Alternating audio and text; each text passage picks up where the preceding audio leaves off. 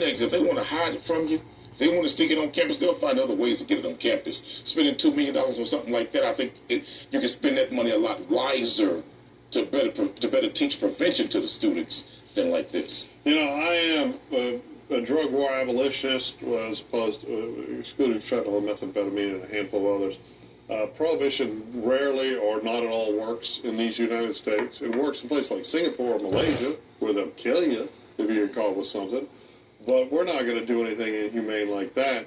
This is to now, I was encouraged by the fact that they're spending money that they got from a vaping company in a lawsuit, right? Basically, entities, governmental entities across this country extorted money out of vape manufacturers like Juul by suing them, alleging they were inappropriately marketing to kids.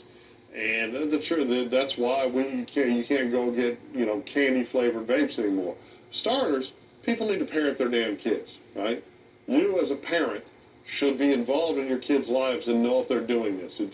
Two, if we're going to install detectors in schools, how about metal detectors? How about let's make sure these kids aren't getting killed by gun violence before we start worrying about what they're smoking? Three, you're 100% right. It's education. You want to change people's consumption of a narcotic, or you want anything, a vape, then you need to educate people on the dangers, on what it does to the inside of your lungs. You want to change people from doing cocaine. Right now, cocaine in America is, you have tons of fentanyl deaths. People will do cocaine for the first time, not realize it's filled with fentanyl, they'll die right away. I read a story about a mother of 2 young boys, suburban housewife, goes out for a bachelorette party, dead. Right? And hip-hop artists, right, musicians, period, and entertainment figures, and we've been hearing about that for years, with codeine, with drank, and some of the greatest artists Houston ever knew. DJ Screw, Pimp C. We've lost great minds. Just lost a young one, Rich Homie Quan, a week and a half ago. Right. The great black actor, was it Cheetah was his name? No,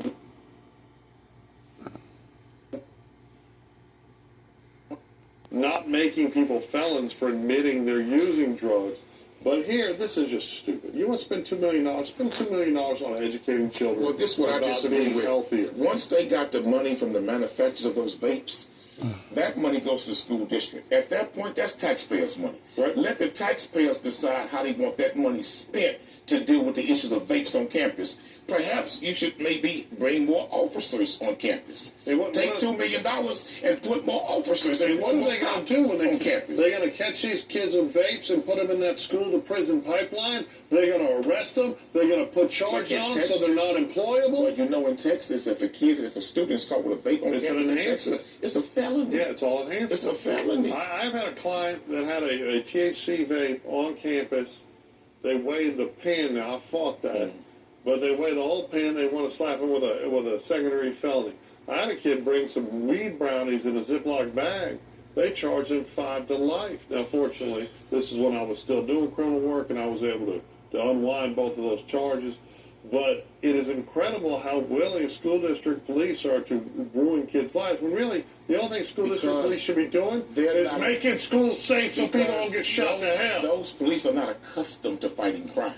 So the minute they get a criminal case, they want to play experienced, seasoned detective. I can't the minute they got investment, come on now, Charles. Now, you and I both know most school district officers are good for writing traffic citations, and that's about it, and taking somebody to jail to do something stupid on campus. Charles, you and I both know they're not an investigative agency. Well, I will tell you. And they're not seasoned investigators, Charles. I gave them a lot more benefit of the doubt prior to the cowards standing outside the classroom in Uvalde, right? And we learned a whole lot about cops standing in school police. Like parents say they don't want schools to feel like prisons. I bet there's not a single parent of a kid that was lost in gun violence at a school that wouldn't say, hey, I'm okay with metal. If I get my kid back, I'll take metal detectors, I'll take searches. And them school cops are afraid to go in the building. And they hide around the corner.